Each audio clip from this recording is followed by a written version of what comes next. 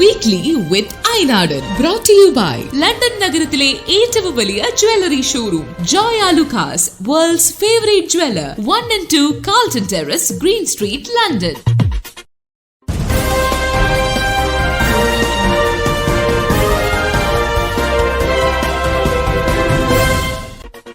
Radio ലൈമിന്റെ പ്രിയ ശ്രോതാക്കൾക്ക് വീക്ക്ലി വിത്ത് അയനാടൻ എന്ന ഷോയിലേക്ക് സ്വാഗതം. പോയ വാരത്തെ പ്രധാന സംഭവങ്ങളെ കോർത്തിണക്കിക്കൊണ്ടുള്ള ഈ വാർത്താധിഷ്ഠിത പരിപാടിയിൽ നിങ്ങളോടൊപ്പമുള്ളത് ലിൻസ് അയനാടൻ.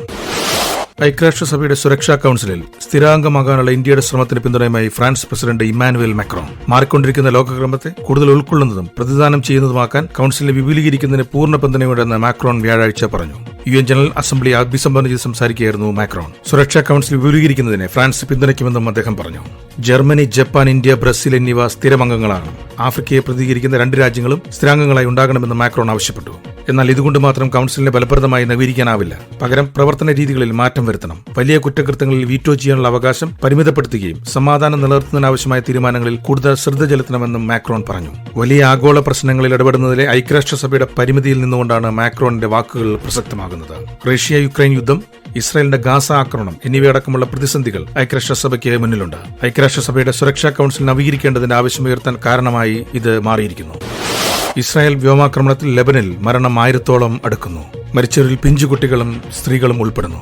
നിരവധി പേർക്ക് പരിക്കേറ്റിട്ടുണ്ട്. ഇസ്രായേൽ വ്യോമാക്രമണത്തിൽ നിന്നും സുരക്ഷ തേടി തെക്കൻ ലെബനിൽ നിന്നും 10,000-കണക്കിന് ആളുകളാണ് പലായനം ചെയ്തത്. മൃതദേഹം റോഡുകളിൽ ചിതറിക്കിടക്കുകയാണെന്ന് ലെബനിൽ നിന്നും പലായനം ചെയ്യുന്നവർ പറയുന്നു. തെക്കൻ ലെബനിൽ നിന്നും പലായനം ചെയ്ത 10,000-ൽ കൂടുതൽ ആളുകൾക്ക് ബെയ്റൂട്ടിൽ അഭയകേന്ദ്രങ്ങൾ ഒരുക്കിയിട്ടുണ്ട്. അതേസമയം മുതിർന്ന കമാൻഡർ ഇബ്രാഹിം മുഹമ്മദ് ഖുബൈസി കൊല്ലപ്പെട്ടതായി ഹിസ്ബുള്ള സ്ഥിരീകരിച്ചു. കഴിഞ്ഞ 3 വർഷത്തിനിടെ 2000-ഓളം ഹിസ്ബുള്ള കേന്ദ്രങ്ങൾ ആക്രമിച്ചുവെന്നാണ് ഇസ്രായേലിന്റെ പ്രതികരണം.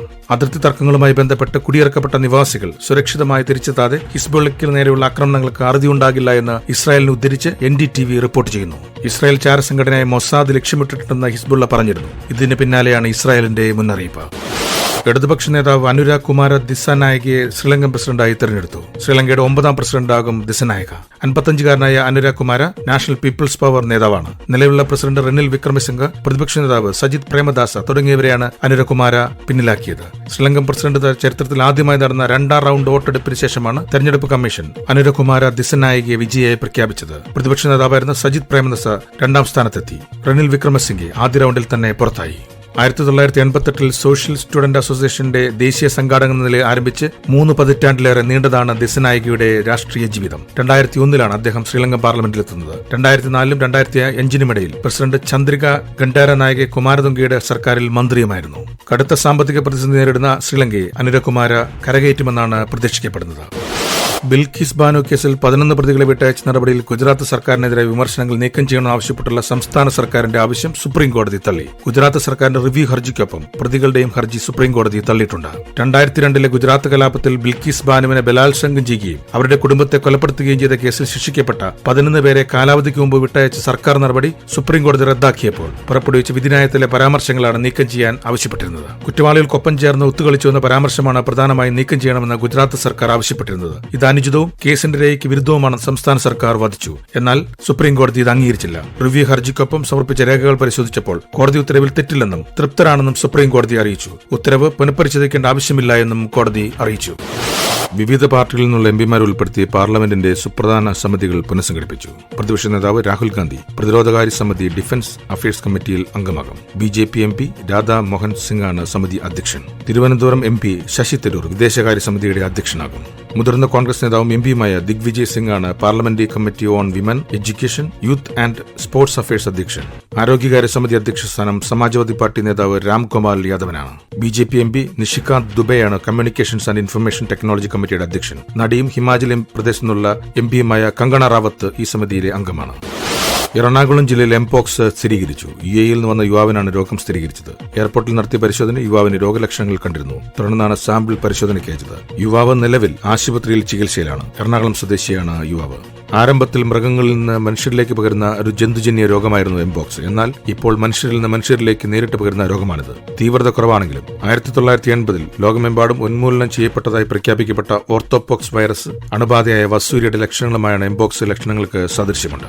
ഇത് വായുവിലൂടെ പകരുന്ന ഒരു രോഗമല്ല. എംപോക്സ് രോഗം ബാധിച്ച വ്യക്തിയുമായി മുഖാമുഖം വരിക, നേരിട്ട് തൊലിപ്പുറത്ത് സ്പർശിക്കുക തുടങ്ങിയവയിലൂടെ രോഗസാധ്യത വളരെയേറെയാണ്.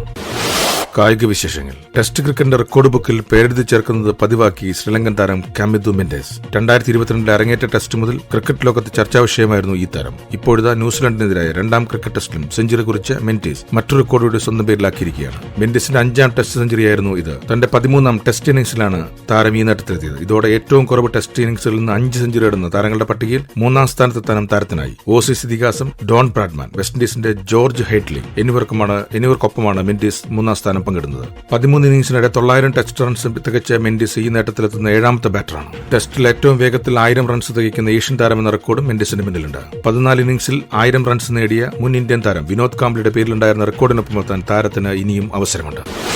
വെസ്റ്റ് ഇൻഡീസിന്റെ ഡേൺ ബ്രാവോ ക്രിക്കറ്റിന്റെ എല്ലാ ഫോർമാറ്റിൽ നിന്നും വിരമിച്ചു. 41ാം ജന്മദിനത്തിന് ദിവസങ്ങൾ മാത്രം ശേഷിക്കുകയാണ് താരത്തിന്റെ തീരുമാനം. കരീബിയൻ പ്രീമിയർ ലീഗിൽ ട്രിൻബാഗോ നൈറ്റ് റൈഡേഴ്സിന്റെ താരമായിരുന്ന ബ്രാവോയ്ക്ക് സെന്റ് ലൂസിയ കിങ്സിനെതിരായ മത്സരത്തിൽ ഫീൽഡിംഗിനെതിരെ പരിക്കേറ്റിരുന്നു. ഇതോടെ ലീഗിൽ തുടർന്ന് കളിക്കാൻ സാധിക്കാതെ പുറത്തായതിന് പിന്നാലെയാണ് ബ്രാവോ ഇൻസ്റ്റാഗ്രാമിലൂടെ വിരമിക്കൽ പ്രഖ്യാപനം നടത്തിയത്. 21 വർഷത്തോളം നീണ്ടുനിന്ന കരിയറാണ് ബ്രാവോ അവസാനിപ്പിച്ചത്. അതേസമയം പ്രൊഫഷണൽ ക്രിക്കറ്റിൽ നിന്ന് വിരമിക്കൽ പ്രഖ്യാപിച്ച മണിക്കൂറുകൾക്കുള്ളിൽ ബ്രാവോയെ കൊൽക്കത്ത നൈറ്റ് റൈഡേഴ്സിന്റെ അടുത്ത സീസണിലെ ടീമിന്റെ മെന്ററായി പ്രഖ്യാപിച്ചു.